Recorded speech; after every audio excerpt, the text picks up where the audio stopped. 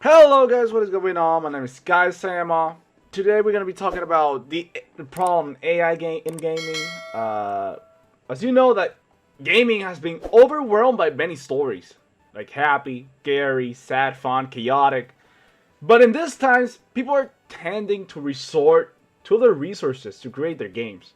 Like AI has overtaken the market, creating images, stories, music, and even videos, using them for advantages to get some profit for it. Some games are sneaky using it, and some don't. And most of them can see the reason why they don't prosper that much. Recently, we've come to touch with the new AI called Suno, where they can create music with just prompting. Let me show you. Alright, so we're gonna do some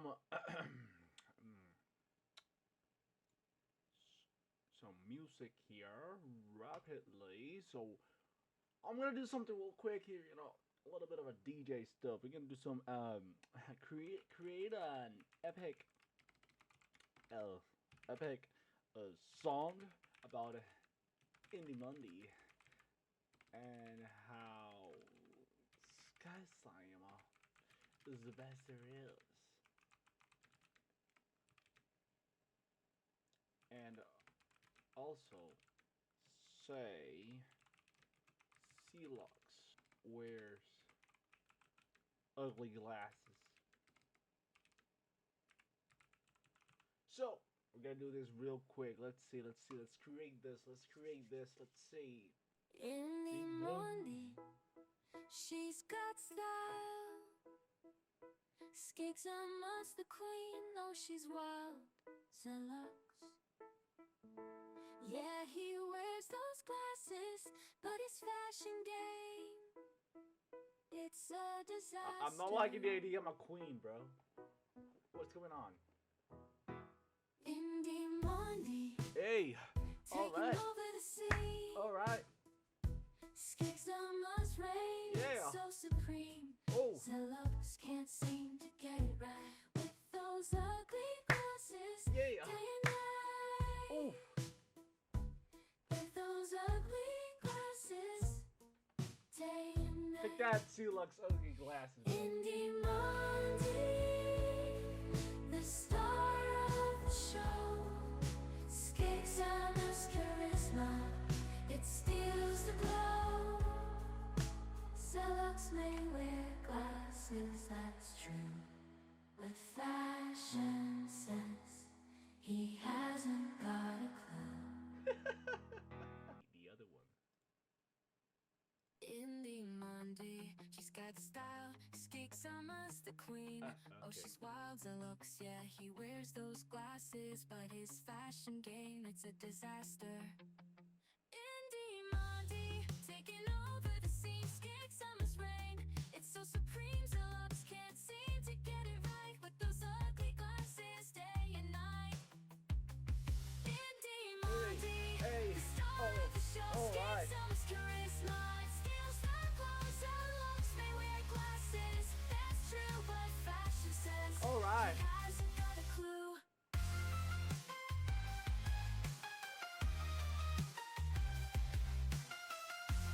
Well, this is scary, by the way, because imagine just, your game, create some beats to it. Bro, who will know? Who's gonna know, huh?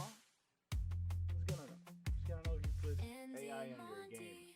Who's gonna know? The show Skicks on his charisma. It steals the clothes. Celux may wear glasses. That's true, but fashion sense, he hasn't got a clue. This will affect the market for many people in the future. Most people will prefer to rely on paying for something they can have control and avoid as much contact as possible, rather than people that work and study for this. Like, some people work, even studied so hard to get their degree on music, and imagine just completely getting replaced by AI. I mean, I'm not gonna lie. If I can get the chance to have like a whole entire orchestra just to create that Indie Monday sweet song and make it official, I could, but I can't because I prefer to actually pay people for it so I can have a soul in my music. Because that's the point of it all. You don't have a soul when you create this type of stuff. You create like a soulless song that people will forget in the future. You will not create nothing significant out of this. But why am I ranting about this?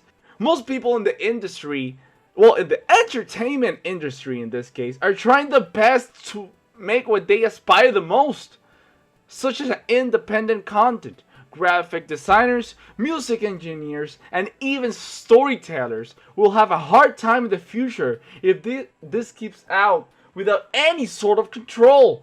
Many big companies in the future will resolve with cheaper efforts to make their games faster. Just look at Atomic Heart, for example. As you can see in the picture, generals here are like generated, and even states that one of these people are actually without their eyes. Pretty weird. But with the development of AI in the rest of the years, we'll not even be able to determine whether the game uses AI or not. And the terrifying part of it is that it can affect thousands of people, of employees in the gaming landscape. Right now, it's affecting them for budget costs or even competition. Take an example for Tango Gameworks, the team behind Hi-Fi Rush. They got taken down since they allegedly did not even meet Microsoft expectations. This is what Sarah Bond, the president of Xbox, said about this topic. So basically, the president of Xbox was asked about the closure of Hi-Fi Rush. Developer of Tango Networks spent close to a minute saying almost nothing. Let's watch this. Hold on. Let's watch this. Most upsetting both to Xbox gamers and to employees is that one of the shuttered studios in particular just I can't hear nothing. Hold on. Through this hard Am I deaf? transition. I think one of the things that was most upsetting both to Xbox gamers and to employees is that one of the shuttered studios in particular just created a hit game, did really well on Game Pass in terms of engagement, and won a ton of awards. Shouldn't succeeding in that way ensure the future of a studio? Yeah, exactly. Like, Hi-Fi Rush did a lot of awards. I think they even stated it down below. Let's see. Look, they won a lot of awards. Even said not enough. Let's see. What? One of the things I really love about the games industry is it's a creative art form. What are you talking about? And it means that the situation and what success is for each game and studio is also really unique. Like, there's no one size fits all to it for us. And so we look at each studio, each Bond, game. Bond, we're talking about Hi-Fi Rush, the Tango Gameworks. What are you talking about? You're using ChatGPT for your answers? What's going on? And we look at a whole variety of factors when we're faced with sort of making decisions and trade-offs like that. But it all comes back to our long-term commitment to the games we create, the devices we build, the services, and ensuring that we're setting ourselves up to be able to deliver on those promises. What the hell are you talking about, girl? She didn't say anything. She what was that nonsense? What was that? Further about growth. I mean, one of the key focus areas for Xbox in terms of growth, and this was also one of the key bets in the Activision acquisition, was what? Maybe talk. What?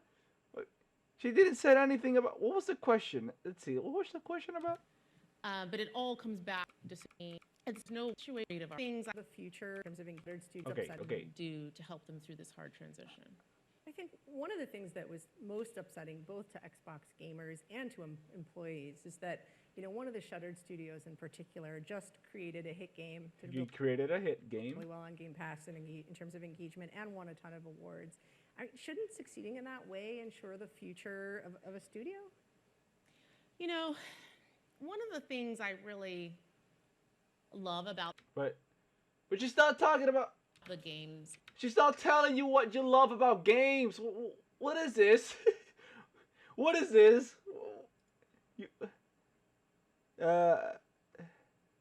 something long-term commitment. Messaging instead why was a mix must be take his game.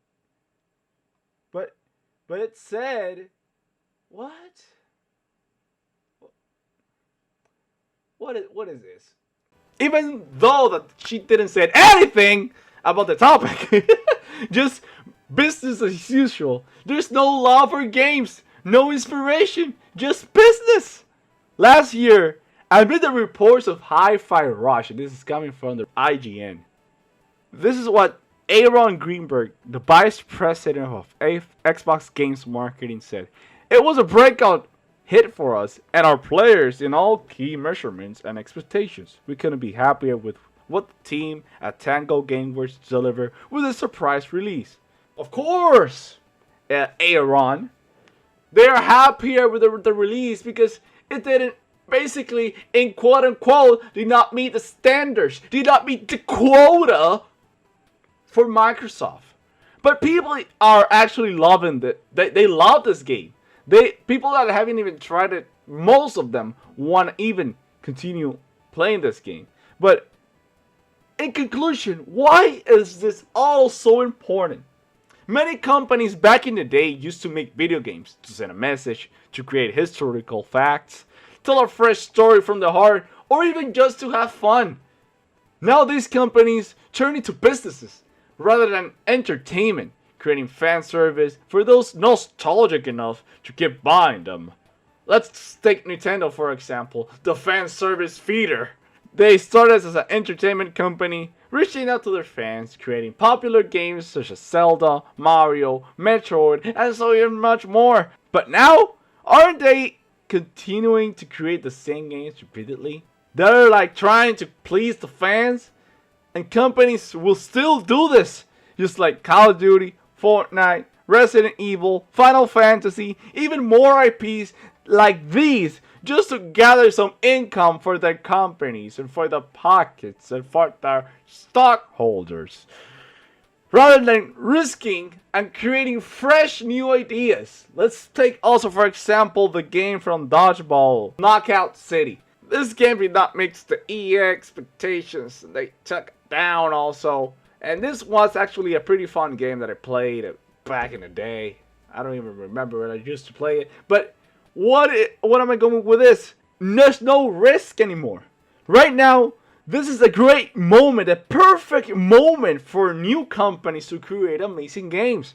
Just like Helldivers, Lethal Company, Baldur's Gate, and so much more, that they are risky to create new innovations, new stories, and even new experiences for all of us.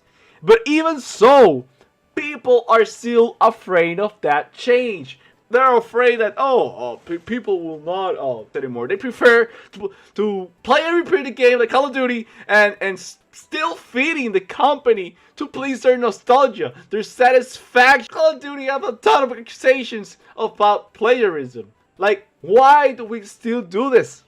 Fortnite with the microtransactions, do we still continue feeding the companies with the same stuff? The same repeated stuff, that we don't take risks anymore. We still do the same thing like the Ouroboros snake. Like, when will we change, man? When will we change? But we will change when the AI take over? Maybe? Maybe. Who knows? This has been Sky Salmon. Thank you so much for watching this rant. Stay tuned for the next Indie Monday. Bye, guys.